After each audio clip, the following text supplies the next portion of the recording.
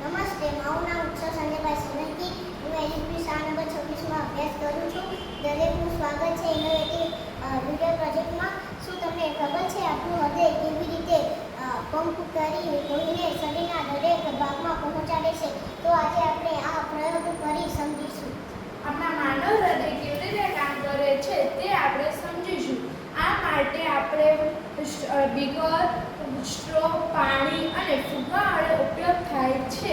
સૌપ્રથમ એક આપણે બીકર લઈશું, તેમાં પાણી ભરી ત્યારબાદ એક ફુગ્ગાને કાપીને એ ફુગ્ગાને બંધ કરીને બે કાણા પાણી, ત્યારબાદ બે સ્ટ્રો ભરાવીને ત્યારબાદ એક સ્ટ્રોને છે ને ક્લેથી બંધ કરવામાં આવે છે.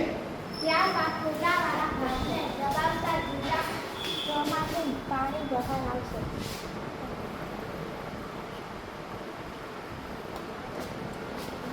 એટલે કે લોહી શરીરના વિવિધ ભાગો સુધી પહોંચે છે. તમે પણ આવો પંપ ઘરે બનાવશો ને? નમસ્તે.